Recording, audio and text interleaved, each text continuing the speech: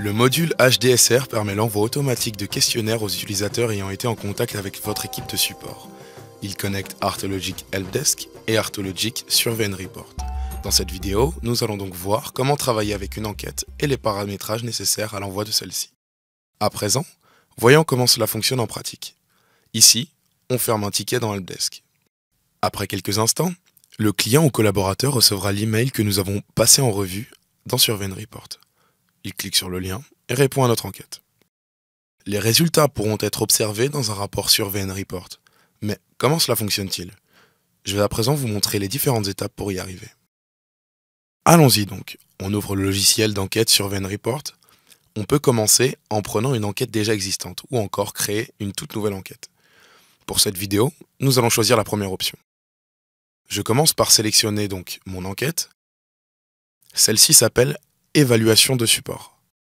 Sur cette page, nous avons accès à plusieurs informations à propos de cette enquête.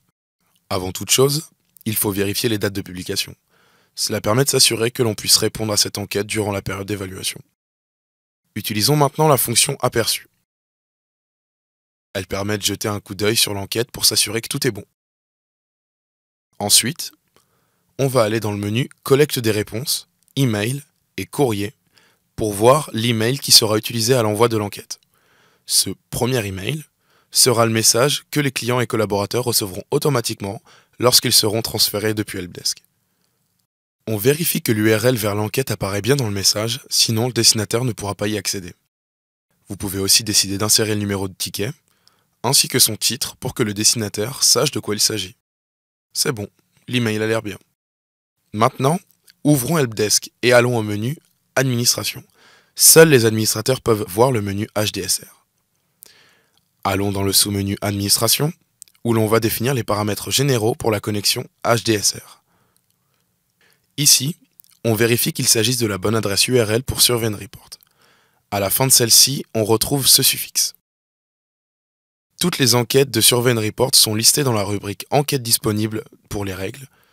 On peut les filtrer par catégorie ou encore par statut. Dans cette liste, on retrouve notre enquête Évaluation du support.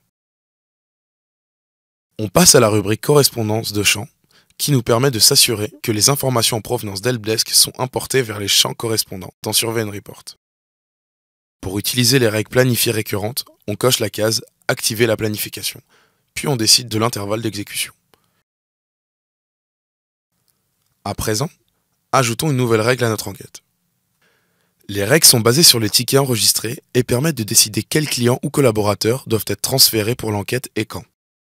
On peut choisir les règles planifiées récurrentes, si on souhaite un transfert régulier, ou les règles ponctuelles qui ne s'exécutent qu'une seule fois.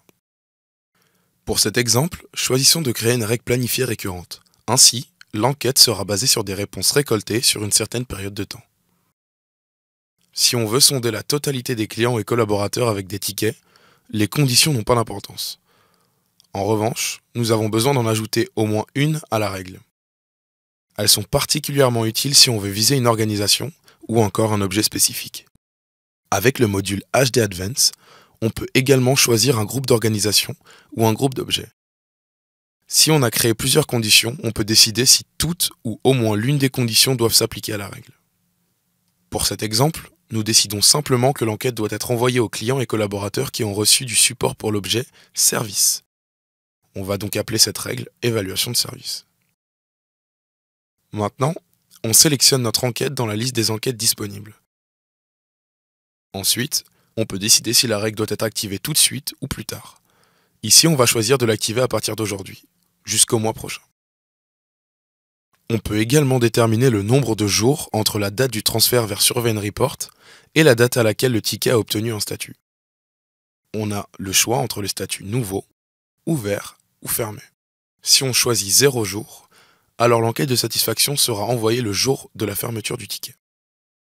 Ensuite, on peut décider si le transfert doit être réalisé une fois par ticket, une fois par utilisateur ou une fois par organisation. Lors du paramétrage, gardez à l'esprit que les emails répétitifs ne sont pas toujours très bien perçus. Pour notre règle, choisissons un transfert par utilisateur. Voilà, nous avons fini de créer notre règle. Nous pouvons cliquer sur Sauvegarder.